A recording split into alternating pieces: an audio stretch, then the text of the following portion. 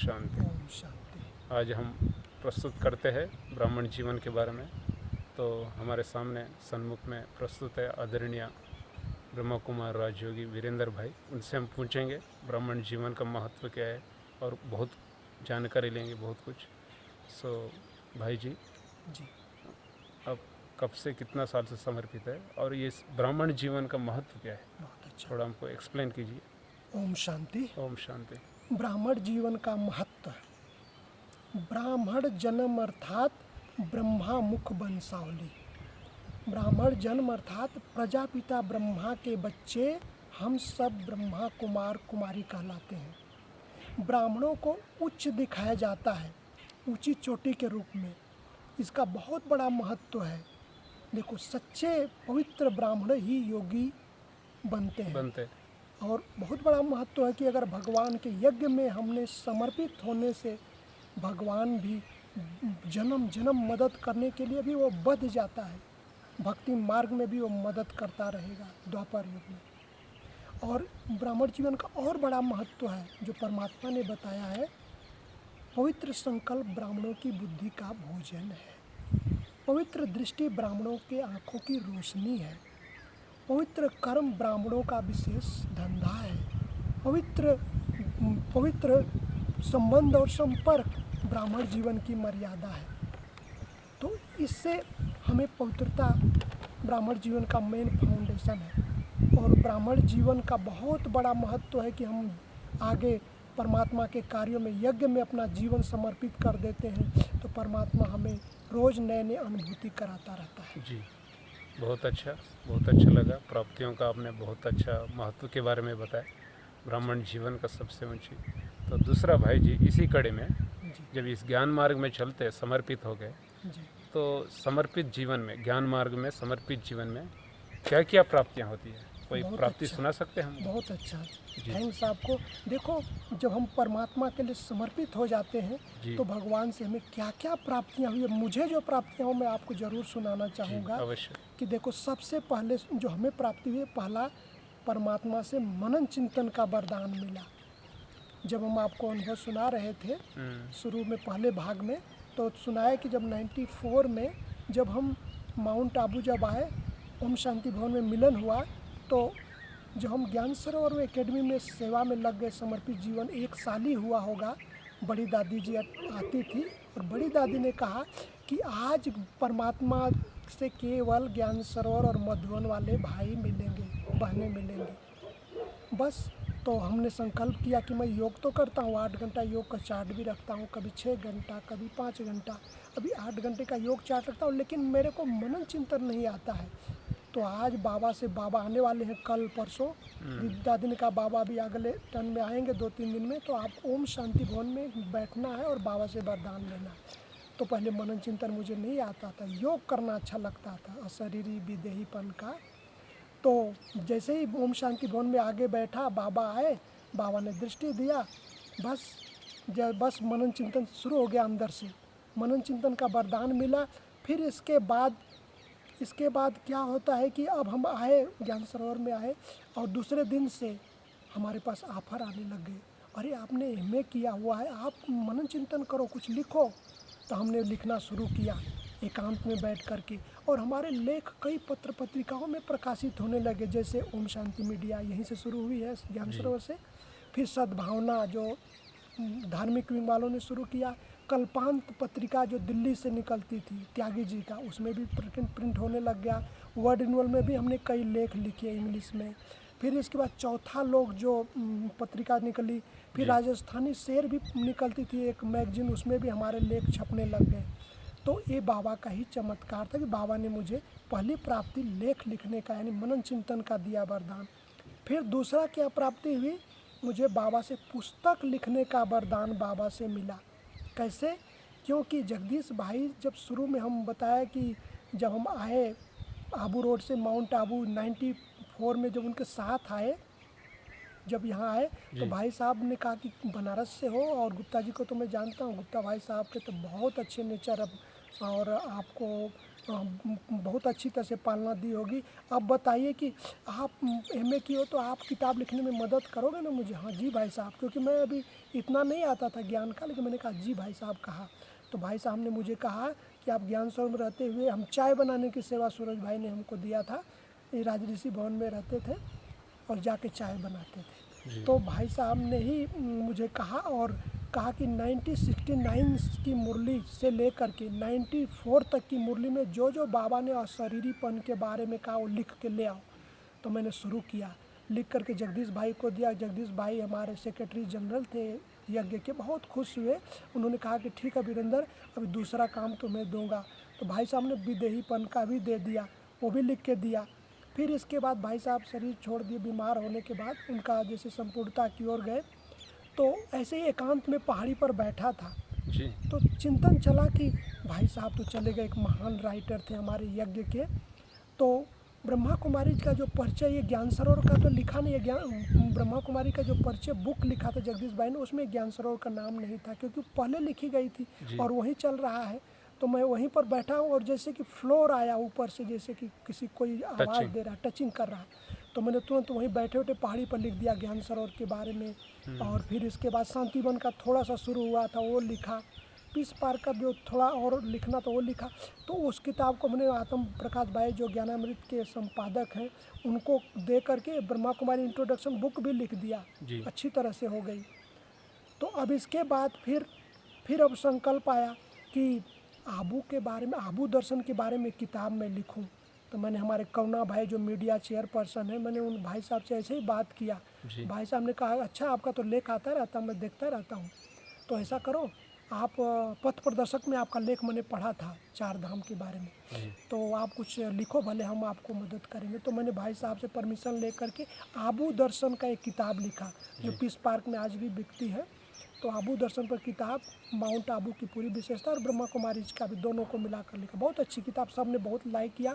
और बाबा से मिलने के लिए स्टेज पर करुणा भाई गए, तो मुझे भी कहा कि बाबा को हम पहले उद्घाटन कराते हैं। तो गया और भाई साहब तो बाबा को बता रहे थे और बाबा की मेरे ऊपर स्पेशल दृष्टि पड़ी और मुझे बहुत खुशी हुई कि देखो भगवान की नज़र मुझ पर, वरदान था पहले से, वरदान था। फिर इसके बाद और क्या मुझे प्राप्तियाँ हुई, बाबा ने मुझे स्पीकर बनाया। पहले मुझे भाषण करने नहीं आता था तो बाबा ने स्पीकर बनाया कि सन 2006 में एक स्वर्णिम भारत युवा पद यात्रा निकाली गई। तो बड़ी दादी हमारे और रतन दादी जो यूथ विंग की चेयरपर्सन है, दोनों ने मुझे कहा और हम हरियाणा, हमको भेजा गया 1 महीने के लिए पद यात्रा में। पैदल चल करके 15 भाई 15 बहनें सेलेक्ट किए थे ऑल इंडिया से। उस पद यात्रा का ग्रुप लीडर मुझे बनाया गया। और पूरे हरियाणा में हमने पैदल चल करके बाबा का ईश्वरीय सेवा किया, जिसमें स्कूल, कॉलेज, जेल, यूनिवर्सिटी, युवा क्लब, गाँव में, शहरों में, सब जगह अपना लेक्चर हमने दिया, बाबा का ईश्वरीय ज्ञान परिचय दिया। फिर इसके बाद देखते हुए यूथ विंग ने मुझे अपना active member, committee member, active member बनाया। फिर इसके बाद 2013 में फिर साइकिल यात्रा निकली। तो हमारे चंद्रिका दीदी जो नेशनल कोऑर्डिनेटर थी, अभी वाइस चेयरपर्सन है, उन्होंने मुझे फिर याद किया, बोला कि आपने तो बहुत अच्छा सेवा किया था, अभी आपको साइकिल यात्रा में स्पीकर बन के जाना है। तो हमको राजस्थान में साइकिल यात्रा जा रही, तो पूरे राजस्थान के लिए 2 यात्रा थी, तो मुझे एक यात्रा का इंचार्ज बना दिया और बोला कि आपको स्पीकर बन के जाना। तो पूरी यात्रा में हम स्पीकर बन करके जगह जगह लेक्चर दिए और बाबा का संदेश दिए। फिर 2016 आया तो ग्राम विकास के भाई बहनों ने कहा कि यूपी में एक ग्राम विकास अभियान निकल रहा है, तो आपको अभियान में जा कर के लेक्चर देना है और आपको ग्राम पंचायतों में और जगह जगह, तो वो भी सेवा शुरू किया और वहाँ भी स्पीकर के रूप में रहा। फिर 2018 में एक यूथ विंग की बस यात्रा निकली, तो हम बस यात्रा में भी पूरे कर्नाटक और केरला में जाकर वहाँ भी जगह जगह ईश्वरीय संदेश दिया, स्कूल, कॉलेज, जेलों में, यूनिवर्सिटी में। तो ये परमात्मा से हमें प्राप्त हुआ। और एक चीज़ प्राप्त हुआ कि ट्रेनर्स बाबा ने बनाया। ट्रेनर्स किस चीज़ का? ज्ञान सरोवर में ज़्यादा पढ़े लिखे थे हम लोगों ने कहा आपने डबल ए में, फिर हमने आ करके एक कोर्स चालू हुआ वैल्यू एजुकेशन का अपना 2010 में। मृत्युंजय भाई जो एजुकेशन विंग के वाइस चेयरपर्सन थे। तो उन्होंने शुरू किया, तो उस समय हमने वो कोर्स भी उन्होंने कहा कि आप करो, क्योंकि आपने पढ़ा लिखा हो, आप करो। तो हमने तुरंत एजुकेशन विंग का कोर्स किया, एमए किया, तो डबल एमए हो गया, फिर एमएससी किया। तो बोला कि आपको ट्रेनिंग भी करानी है। तो बस बाबा का वरदान था और बड़े भाइयों का। फिर हमने बीएससी एमएससी का 10 वर्षों से, 2020 चल रहा है, 2010 से शुरू किया। आज हम 10 वर्षों से लगातार भारत और नेपाल में ये बीएससी और एमएससी का वैल्यू एजुकेशन की ट्रेनिंग भी कराते हैं और यहाँ पर भी हेडक्वार्टर में भी ट्रेनिंग कराते हैं। तो इस तरह से बाबा ने मुझे बहुत अच्छा बनाया, बहुत सारा प्राप्ति कराया। देखो कितना अच्छा अनुभव है भाई जी का। थोड़े से अगर हम रास्ता भगवान जो हमारी अंदर विशेषता है, जब उनका बनते हैं हम समर्पित जीवन में, जो कुछ भी हमारे अंदर विशेषता है वो निकलता है, बाहर निखरता है। तो ये ज्ञान का यही है वंडरफुल जो भी बाबा ने दिया है। जब उसके मार्ग में चलते या बड़ों के मार्ग में, देखो पहले जगदीश भाई से शुरू हुआ, तो फिर जगदीश भाई से प्रेरणा लेके अगर जीवन में सीखने का हमको लक्ष्य होता है, उद्देश्य होता है सीखने का, तो हर पल हम आगे बढ़ते रहते। तो बहुत अच्छा लगा भाई जी इतने सारे। तो और दूसरी एक बात भाई जी, इस ब्राह्मण जीवन में ऐसी कोई बात रही जो विशेष, माना सभी बातों से हटके विशेष कोई अनुभव रहा इस जीवन में? जरूर, बहुत अलग अच्छा से जी। आपने अच्छा पूछा। अनुभव तो कई है, लेकिन एक विशेष आपने कहा तो एक विशेष अनुभव विशेष सुनाऊंगा। अनुभव जी। सूरज भाई ने कहा कि आप बनारस के हो, बनारस तो विद्वानों की नगरी है, 5 यूनिवर्सिटी एक साथ में वहाँ पर है। अच्छा इस डिस्ट्रिक्ट में जी। तो बनारस काशी नगरी के नाम से जाना जाता है। काशी कलवट भी वही है, काशी जी विश्वनाथ का मंदिर बाबा भी भी वहाँ कई बार मुरली में हाँ, बोलता है बाबा काशी विश्वनाथ कलवट, जी का मंदिर भी है। बनारस को याद करता है तो मेरे को लगा कि एकांत में जाकर मैं चिंतन किया पहाड़ी पर जी। कि भाई साहब के पास बहुत अच्छे मनन चिंतन का है और उनसे हमें योग की मास्टरी करनी है योग में। तो सूरज भाई से मिला और भाई जी ने मुझे कहा कि हर हफ्ते हम लोग बैठा करेंगे, हर हफ्ते बैठ करके पुरुषार्थ करेंगे। और मैंने कहा ठीक है भाई साहब। तो हफ्ते में एक दिन बैठते थे, तो एक हफ्ते का प्लान बनाते थे। जब जब बाबा भगवान का अवतरण दादी गुलजार जी के तन में होता था, महावाक्य उच्चारते थे, उस महावाक्यों को हम लोग मनन चिंतन के रूप में 3 बातें लेते थे। एक स्वमान का अभ्यास मनन चिंतन के लिए लेते थे और तीसरा लेते थे क्या अभ्यास करना है। तो एक समय आया 95 में, क्या हुआ कि 95 में कि मुरली चली कि आप बच्चों के अंदर पवित्रता का ओरा क्रिएट होता है। तो भाई साहब को कहा, तो भाई साहब बोले कि चिंतन करके बताऊंगा और इस पर हम लोग करेंगे एक हफ्ते प्लान। तो अपने अंदर ओरा क्रिएट करने का तो उन्होंने बताया और हमने प्रैक्टिकल किया। जैसे 2 तरह से शरीर के अंदर ओरा बनता, एक प्योरिटी का और दूसरा शक्तियों का। तो दोनों का ओरा अपने शरीर के चारों तरफ क्रिएट करने का, ये विनाश काल में बहुत बहुत काम आएगा। तो हमने प्रयोग किया, मैं पवित्रता का सूर्य हूँ और पवित्रता के सागर परमात्मा से पवित्रता के कीड़े मुझ पर पड़ रही है और हमारे शरीर के चारों ओर ओरा बन रहा है, सफ़ेद ओरा पवित्रता का। फिर दूसरा संकल्प था, मैं मास्टर सर्वशक्तिवान आत्मा हूँ और परमात्मा से शक्तियों के कीड़े, लाल रंग के कीड़े आ रही है, हमारे चारों ओर शक्तियों का ओरा बन रहा है। तो 7 दिन करना है। मुझे तो बहुत आनंद आता था मनन चिंतन और योग अभ्यास में। अब हमने 5 दिन किया और अच्छी अनुभूति हो रही थी। 6ठे दिन संकल्प सूरज भाई को मैंने कहा आज 6ठा दिन है, कल 7वां दिन, कोई अच्छे अनुभव और हो जाए तो बढ़िया है। भाई साहब ने कहा जरूर अनुभव होगा। पहाड़ी पर जाते थे कारपेंटरी के पीछे एकांत में, शाम का समय था, 7 सवा 7 बजे एक चीता आता है। अच्छा। सूरज भाई पहाड़ी थी अलग, उमाशंकर भाई के अलग पहाड़ी, अनिल भाई उमाशंकर और हमारी पहाड़ी अलग। तो सूरज भाई के पहाड़ी से नीचे से खाई से होते हुआ और भाई साहब को भी टचिंग होती है, वही महान आत्मा है, गुरुजी हैं। तो उन्होंने देख लिया, बोला ये चीता जा रहा है। और वो चीता जाते जाते धीरे धीरे और बड़े चुपके से आ रहा है। आते आते वो हमारे पास आ गया जहाँ मैं टहल करके ये अभ्यास कर रहा था और आ करके सामने खड़ा हो गया और मैं भी खड़ा हो गया, दृष्टि देने लग गया और ये 1 मिनट का था। अच्छा। और मैंने अपना संकल्प बंद नहीं होने दिया। मैं मास्टर सर्वशक्तिवान हूँ और बाबा से सर्व शक्तियों के लाल रंग की कीड़े हमारे चारों तरफ ओरा बना रही हैं और इस ओरे के अंदर हूँ। इस ओरे के अंदर कोई भी भूत प्रेत पिशाच कुछ नहीं आ सकता। यह बहुत ही पावरफुल संकल्प है। अब ये किया और चीते ने 1 मिनट दृष्टि लिया और ये सीन भाई साहब देख रहे थे, सूरज भाई। आज तो वीरेंद्र का मुकाबला चीता से हो गया। 7:15 बजा था शाम का समय जी, अंधेरा था उस समय। अंधेरा, हल्का हल्का अंधेरा हो रहा था। तो अब चीते ने दृष्टि लिया, फिर इसके बाद 1 मिनट दृष्टि लेने के बाद सिर नीचे किया और पीछे हटा खाई में गया और खाई में जा कर के भूखा था, बहुत ज़ोर से आवाज़ लगाया, जैसे उसकी आवाज़ से लगा कि ये भूखा है। जी। तो भाई साहब फिर हमको आए, मिले, वो दोनों भाई भी हमारे साथ आए, तीनों लोग, चारों लोग हम लोग आए। कारपेंट्री के बाद सीधा ज्ञान सरोवर आए।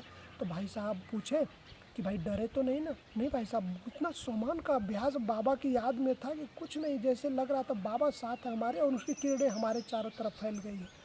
तो भाई साहब मेरे को टोली डिपार्टमेंट से टोली मुँह में ले आकर डाले, बोला डरना नहीं, बाबा तुम्हें मदद करता है, अच्छी अनुभूति करा रहा है। क्योंकि देखो आपने कहा था ना बाबा मुझे अनुभव कराएगा, तो ये अनुभव हुआ। फिर भाई साहब भोजन के बाद रात में फिर 9 बजे मिले, तो बोले कि डरे तो नहीं ना? नहीं भाई साहब डरे नहीं। फिर इसके बाद 4 दिन 5 दिन बाद बाबा आए और बाबा आए तो हम लोग नीचे बैठे थे। पहले बाबा दादियों को दृष्टि दिया, फिर बड़े भाई बैठे थे दृष्टि दिया, मैं नीचे बैठा हूँ। बाबा ने मुझे भी दृष्टि दिया, मैं आगे बैठा था नीचे। बाबा की पावरफुल दृष्टि मिली। फिर इसके बाद तो तुरंत बाबा ने महावाक्य की मुरली चला दी। मुरली में ये बात कह दी कि जो बच्चे सोमान की सीट पर सेट हैं, बाबा उनका जिम्मेवार है। जो अपसेट है वे खुद जिम्मेवार हैं। तो भाई साहब बाद में मुझे मिले क्लास के बाद, बाबा के महावाक्य पूरा हुआ मुरली, तो भाई साहब ने कहा देखो वीरेंद्र, तुम्हारे लिए बाबा ने मुरली चलाई। ये मुझे बहुत अच्छी पॉइंट लगी कि जो बच्चे सोमान में सीट हैं, बाबा उनका जिम्मेवार है, जो अपसेट है खुद जिम्मेवार है। तो ये मुझे भी बहुत अच्छा लगा और अच्छी अनुभूति बाबा की दृष्टि मुझ पर पड़ी।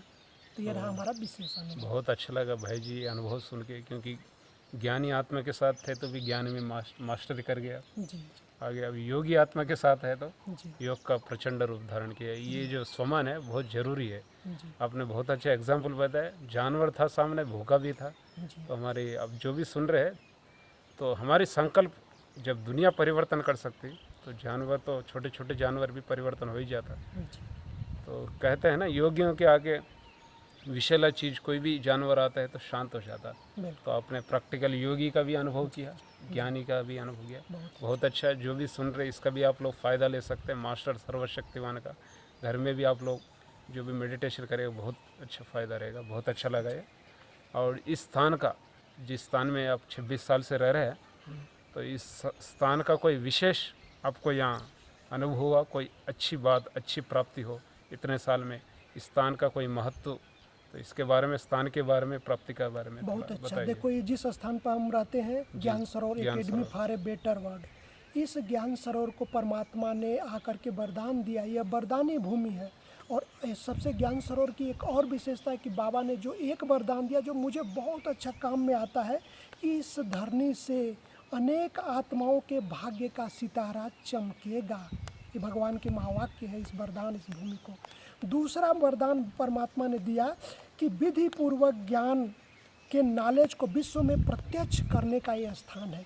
ये दो चीज़ें मुझे बहुत जीवन में लगी। और एक और वरदान बाबा ने दिया जो हमें और काम में आएगा कि इस ज्ञान सरोवर में अनेक आत्माएं के दुख दूर करने की ये धरती है। बहुत अच्छा है। पूरा विश्व के लिए लाइट हाउस भी बनेगा। तो बहुत अच्छा लगा। दोस्तों, मित्रों, जितने भी भाई बहनें सुन रहे, जो बात आपको अच्छी लगी उसको आप धारण कीजिए, मन में रखिए, दिल में रखिए और आगे बढ़ते रहिए। अच्छा, ओम शांति। बहुत अच्छा लगा। ओम शांति।